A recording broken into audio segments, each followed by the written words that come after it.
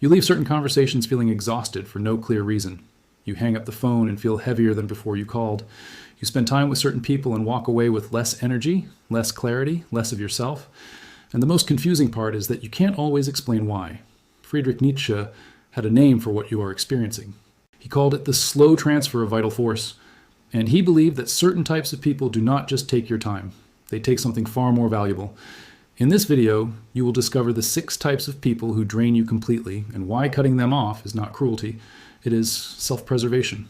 Type 4 is the most dangerous because you almost never see them coming. 1. The chronic victim. This person is always suffering, always at the center of a crisis. Every conversation circles back to their pain, their problems, their enemies. And when you offer a solution, they reject it. Because the solution is not what they want. What they want is your attention, your pity, and your energy. Nietzsche wrote extensively about what he called the morality of suffering, the way some people weaponize their pain to gain control over others. The chronic victim does not want to heal. Healing would cost them their power over you. If every conversation leaves you feeling responsible for a life you are not living, that is not friendship. That is a drain with a face. 2. The compulsive competitor. You share good news and they immediately top it. You achieve something and they remind you of what you haven't achieved yet. You grow and they grow uncomfortable. Nietzsche described a particular type of envy that does not announce itself openly. It disguises itself as comparison, as humor, as concern. The compulsive competitor cannot celebrate your wins because your wins remind them of their own stagnation. Every moment of your progress becomes a mirror they cannot stand to look into. A person who cannot be happy for you without making it about themselves is not in your corner. They are in your way. 3. The emotional parasite. This person calls only when they are in crisis. They need you available at all hours. They require constant reassurance, constant support, constant presence. But when you're struggling, they are suddenly unavailable, busy, distracted, full of advice that redirects the conversation back to themselves. Nietzsche believed that relationships built on imbalance are not relationships at all. They are arrangements of convenience designed to benefit one side. You are not a resource, you're not a hotline. And anyone who treats you like one has already made their calculation about what you are worth to them. 4. The subtle saboteur. This is the most dangerous type because they look nothing like an enemy. They smile at you. They call themselves your friend. But when opportunities arise, they quietly position themselves to benefit at your expense. They share information about you selectively. They plant small doubts in the minds of people who matter to you. They offer compliments that contain hidden insults, the kind you only notice hours later, alone.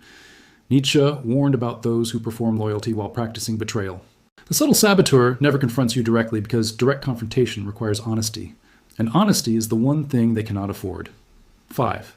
The approval addict. This person has made you their emotional anchor without asking your permission. They cannot make a decision without your validation. They cannot handle a disagreement without spiraling. They require constant reassurance that you like them, value them, are not angry with them. And when you cannot give them that reassurance, because you are human and you have your own life, they punish you with anxiety, guilt, or withdrawal. Nietzsche believed that a person who cannot stand on their own inner ground will eventually pull down whoever is standing near them. Their emptiness is not your responsibility to fill. 6. The chaos creator. Every interaction with this person arrives with turbulence. There's always a conflict, always a drama, always something that requires your immediate emotional response. And if there isn't one, they will manufacture it. Nietzsche understood that some people are genuinely addicted to chaos because chaos makes them feel relevant. Calm makes them invisible. The chaos creator does not want resolution. Resolution would end the story. And without the story, they would have to face the silence of their own inner life.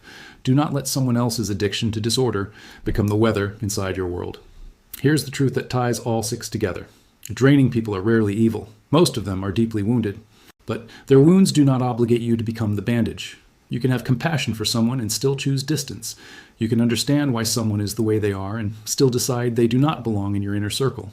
Protecting your energy is not selfishness. It is the most basic form of self-respect. And the moment you stop accepting what exhausts you, you will finally have room for what restores you.